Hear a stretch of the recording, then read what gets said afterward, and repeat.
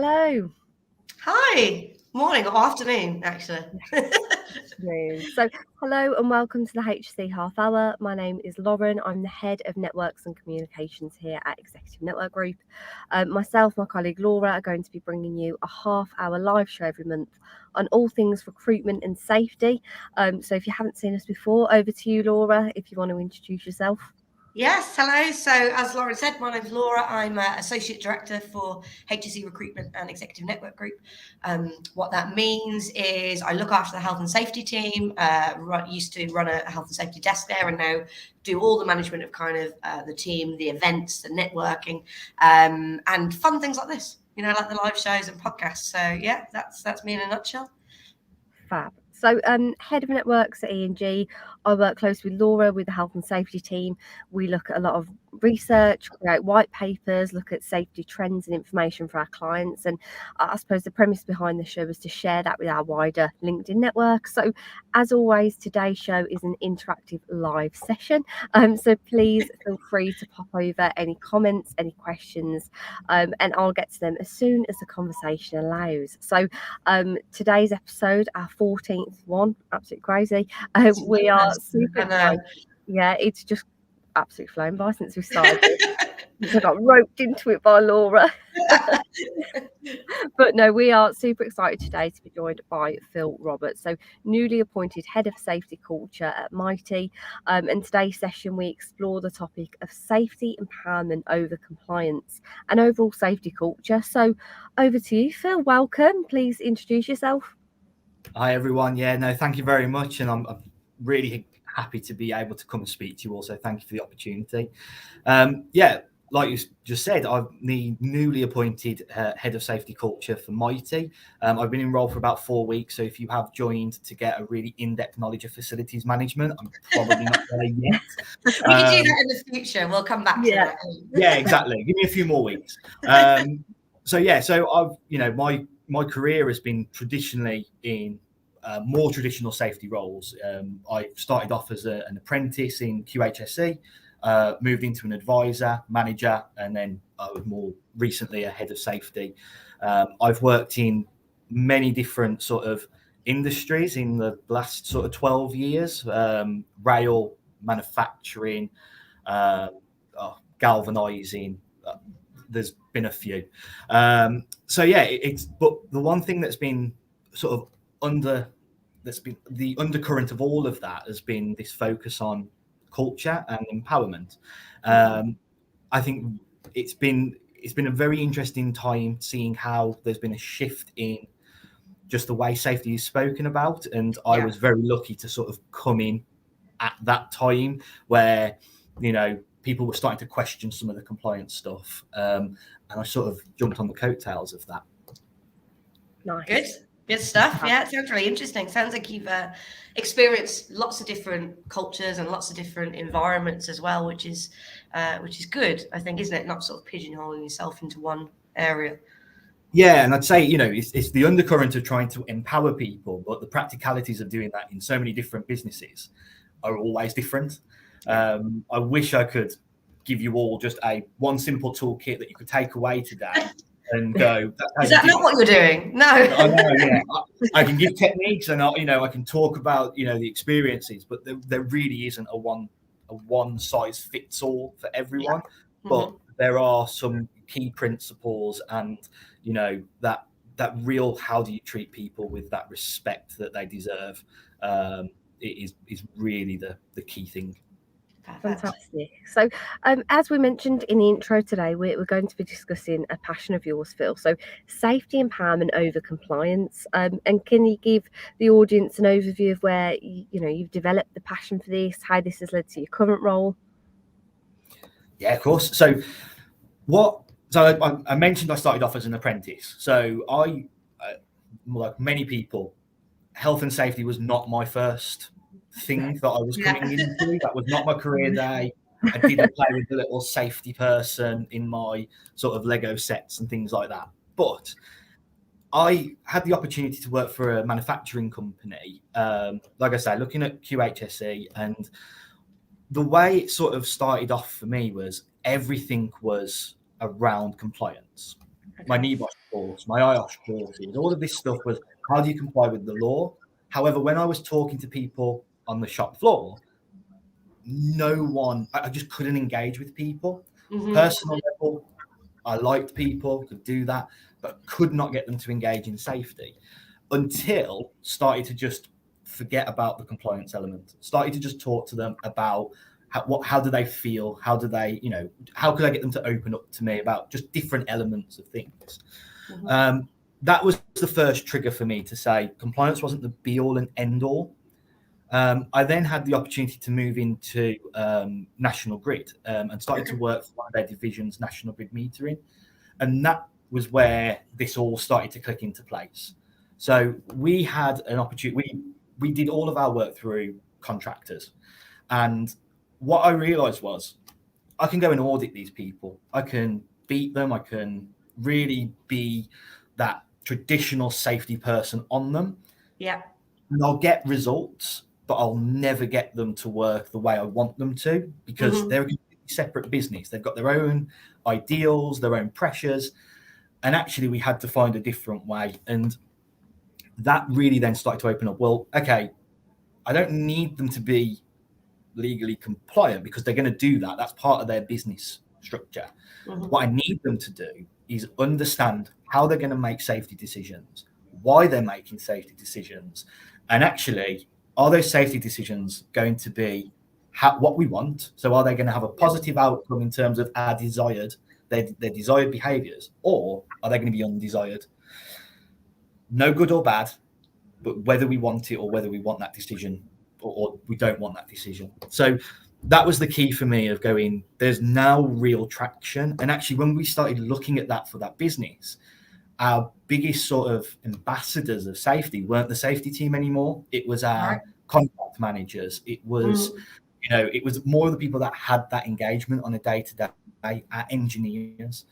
But what we'd done is we had identified a culture of decision-making for them. And how do they make those decisions? How do they focus those decisions in the right space? And actually, if they made the undesired decision, they were now within a business that understood that it wasn't negative, it wasn't good or bad, it was just undesired. So now we can change that again. So when that decision comes up next time, they've got a bit more direction on which way to go. Yeah, that makes sense. Was this quite like a natural thing for you then, or was this a learned style from somewhere? It was, for myself, I always felt uncomfortable when I first joined safety because when you did an investigation or something like that, I always found myself going back to legislation and being more focused on, do I meet the legislation? Not, do I meet the needs of the people? Do I meet their safe? Can I keep them safe? Yeah. So that was always a challenge. It was that time at National Grid that allowed me to sort of explore that. Well, how do we do this differently? And if I'm not going to focus that much, if I'm not going to keep looking at the legislation on that sort of element, what do I need to look at? And how uncomfortable does myself and the business feel around this? Because it is a very difficult thing to do when you are so well drilled in the compliance area.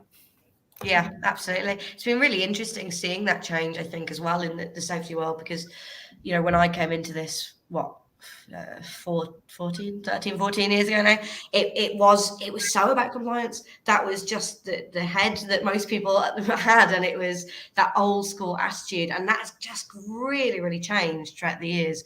And I think it's really nice to see actually people embracing this idea of culture and engagement and stepping away from that and changing the perception of the safety professional. Definitely.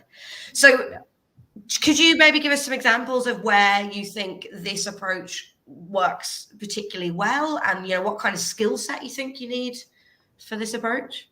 Yeah, so a really good example of this, and it's one I can't take too much credit in actually developing, but when I worked in galvanizing, they actually naturally had to empower people in their dipping process. So for people that aren't sort of aware of galvanizing, it's a big bath, and this is a very simple explanation. Big bath. Simple as good.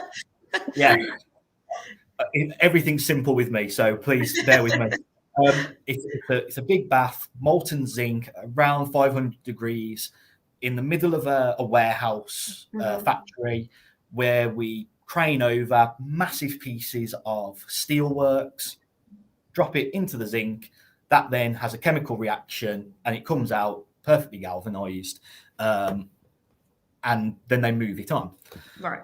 Well, that process, it sounds really simple, but what I took for granted when I first joined there was actually the complexities around the dipping process. So if you think of these massive steel structures, they have to have holes drilled in very specific places, depending on what the actual unit is. Right. But that is different for every single unit. So you could have something that looks very similar, but has very different needs from a safety compliance piece to make that dipping process safe. Okay, yeah. Now, if this goes wrong, you're talking about an explosion of molten zinc that goes everywhere. And you have to have a galvanizer who's working on the pot to actually take this over, dip it, watch it, and know what they're looking for. So it's very difficult to put a safe system of work and a risk assessment around this process. You can put principles. So you can say you need to have on this amount of, on this size of material, you need to have X amount of holes. That's fine. Where you put them, what the size of the holes, all that sort of stuff, there's guidance, but it's very difficult to be able to do that for standardized pieces because there's just no such thing.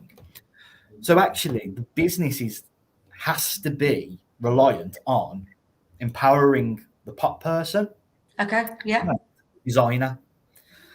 And what was happening was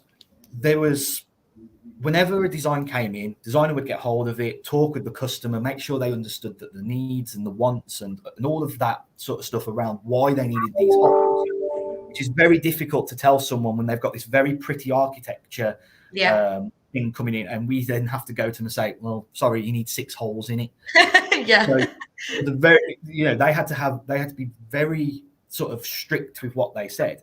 But what they naturally did was, this was a non-negotiable for that business. If the designer said no, the business was behind them. If it got to the pot and the galvanizer was looking up and noticed something through one of its, so it was dipped in acid beforehand, which would show how the unit would drain. If they noticed something that actually wasn't draining the way they wanted it to, or it just, to their experience, didn't look right, it was a stop. Designer would come down, they would then have those conversations. But galvanizing is a process that it has to continuously be dipping units. So you've then got to take time out to remove it, then pass that unit over without anything being dipped. It's costing money. But the culture was, it doesn't matter how much we lose on that dip, because what happens if that is wrong, you lose so much more. The actual injury it was just unbearable to think about, because it's yes, it could be fatality, it could be serious, but actually the sheer amount of pain that someone from like a molten zinc, from getting that onto them, just wasn't worth thinking about. So it was really key to make sure that those people were empowered and they knew they had the business behind them in that area. And the second part of your question about what skills do I think the practitioner or what the safety person needs to have in that is really, how do you think of safety? Where can you identify those processes where if you did not have any of your compliance stuff, you still be safe? And how would you do that? Fantastic. No, that's very good. Thank you ever so much, Phill. So I suppose that brings us to sorry, Phill. Please continue. My Wi-Fi, I think, it's just cut out completely. So I got halfway through and it's cut, but please do continue. Oh, sorry. What I was just saying was, so if you think of your safe system of work and risk assessment, this is how it should be done. And then look at the process and go, if these people have no access to this, how do they still do everything on this piece of paper naturally? Yeah. That is a skill set that I think if we could develop as safety practitioners will really change the game. And it's where since I've taken that approach, that's where I see drops in incidents and accidents being really key. That makes sense. Do you think it's a skill set that can be learned at any level? Is this just for the leaders amongst us, or is this new people coming into the industry as well should be looking at this kind of approach? No, I think it can be key for everyone. So if you think about it from a leadership point of view, you're probably not going to be affecting the risk assessment and safe system of work sort of element of this piece. But how about if you're now in a discussion about a new process? Right, yeah. When you're talking about introducing something, you can now start to talk about, okay, well, we've got the risk assessment, we've got all this stuff in place. But now, what is the practicalities on the shop floor? Yeah. Okay, how is this done naturally? Mm-hmm. And that removal then of the documents makes you think differently. You may still come up with the same sort of outcome, but at least you've thought about it in a slightly different way, and you've given yourself another opportunity not just to rely on the documents. Yeah. For the advisors and those people that are more working with the frontline staff, where I think that can be really key is actually they can affect the day-to-day. They can be the ones that probably rely too much on documentation like that. Yeah. But if they can start to think in that way, all of a sudden you naturally remove blame on the people on the shop floor, because now you lose that sort of comment of, well, you should have checked the risk assessment. Yeah, makes sense. Yeah, definitely. Well, you just mentioned something there, Phill, about blame, which I think brings us really nicely on to the next question. So a bit of a tricky one, I think. How do practitioners navigate the very delicate balance between accountability and then the removal of blame? Yeah, so this is, like you say, it's a very delicate balance. And I think the first thing you got to remember is you're going to get it wrong, especially when you first start getting because you probably go one or two different ways. You can either go into a position of, I don't feel comfortable, and I'm making everyone accountable, and that because they know exactly what they're accountable for, that means I can now blame them. Yeah. Without wanting to do that, you can go down that route, or you can go down the route of, we're going to promote a no blame culture, and all of a sudden I'm literally not blaming anyone, and it's the Wild West, and we just don't know who's responsible for anything. So I think it's the element of having the ability, the HR processes to discipline and things like that. That isn't looked at as a negative. Whereas I have seen that conversation happen when you talk about a no blame culture. You go, well, we can't discipline anyone. No, we absolutely can, but we have to do it for the right reasons, and we have to make sure that it's not the first thing we go to. Yeah, things like the just culture models that are out there do kind of help with that. You have to be really careful that it doesn't sort of streamline your thinking too much. Right. But those sort of models can help you to understand. Okay, it's it wasn't a deliberate act. It was more of a system-based. So I want to look at the system. But I think it's really key if you can go into those processes, trying to just start that conversation of, okay, what's gone wrong? How has it worked? And one of the big things that will actually be really difficult for people as well is look at it as the business is the reason first. Okay. So again, traditionally, we're looking to protect the business. And if you've got the HSE involved, you might have to balance this even more. But if your internal investigations and your internal thought process needs to be, the business has caused a failure. How has that occurred? How have we allowed that to occur? And how do we now rebuild trust with that employee within the system? That's a really powerful way of now looking at stuff, because now the person is kind of the victim. And actually what we're looking to do is work with them to improve the system, so the system and the person trust each other again. Yeah. And just changing that wording as well. I've had experience where now we're not looking at people, now we're looking to build trust. and not look for punishment. Yeah. If you can't rebuild trust because someone has deliberately done something, well, when you get to that stage, you know that you can now follow the just culture and go, I can now discipline, and you've balanced that as well as you possibly can. But it's a skill that you have to practice. Yeah, that makes sense. I love the idea of building that trust, because I think that is, you're so right. That is so key in terms of culture. Putting you on the spot a little bit here. So you've just joined a new company. You know, you're sort of 4 weeks in. Have you observed any kind of big differences where you are now to where you've been previously in terms of culture? Yeah. So I think one of the big differences that I've noticed, like I say, very new into this role, but coming into a role that is solely focused on culture. The big thing for me is that there's a massive element of fear there, because, like I said, I'm very comfortable in the compliance world. You know, that was my training, that was my background. I now don't have that to sort of fall back on and go, oh, you know what? I've done some engagement and it didn't go as well as I want. You know what? I'll go and give myself that bit of positive mindset. I'll do a little bit of work. Know that'll go well and move into it.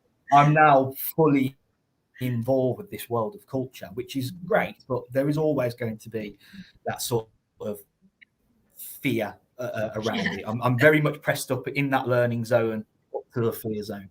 But yeah, I think so. One of the key things that I have noticed in the new role in Mitie is that is the openness of an organisation.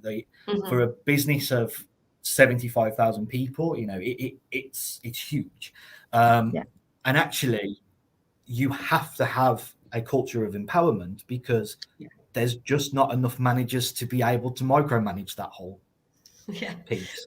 So actually, the culture element becomes so much more important, because there is no other way.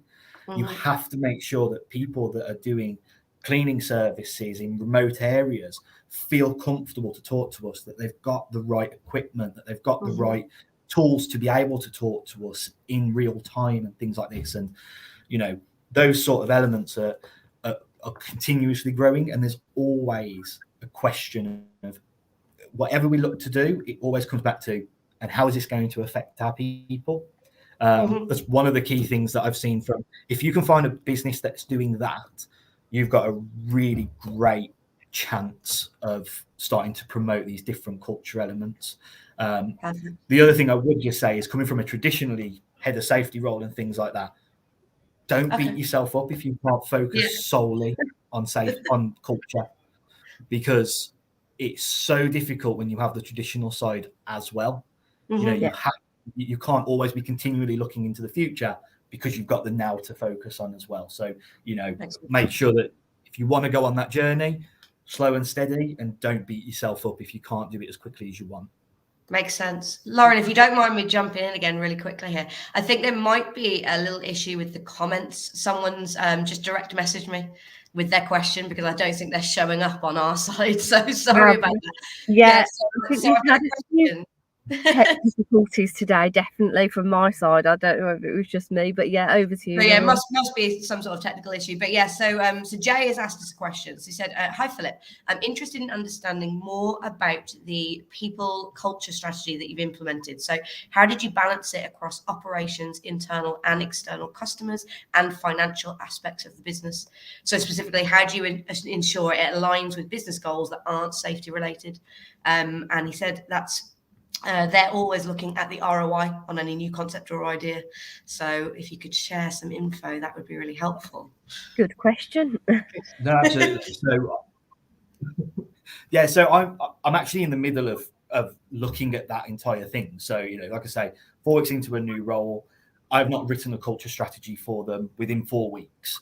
What I've had to do is set out that expectation. So, you know, I'm having those engagement meetings with the key stakeholders at the moment to understand the goals, their needs, what their strategy is for their internal units, what their strategy is for how they engage with different areas as well. So once I've gathered all of that information, I know what each area's North Star is. I'm also currently trying to learn how the different business units interact to obviously meet the customer's needs, to meet our stakeholders, shareholders' needs, all of that sort of stuff. So there's a lot of information to gather before I think you even look at the actual strategy of it. What I would then do is then start to look at where are the key elements of, okay, so the big thing might be acquisition of new units. That then might link into, okay, so if we are acquiring new business areas or we're looking at doing that sort of stuff, where's their integration? How quickly does the business need to have them integrated? And what are the key things that need to be integrated? So I may not be able to do full integration in those areas by 12 months, but they may need to have some real key aspects of that integrated. That now becomes the focus. And having a strategy that, having the high level strategy say, we're going to focus on integration and we're going to focus on these sort of areas of integration. That's great. But don't make the strategy so tactical that it's got every single detail in, because it's very difficult for you to then go, you know what, it's still within the integration part of the strategy, but I'm now going to move into this part of the integration because that's now the business's priorities have slightly shifted.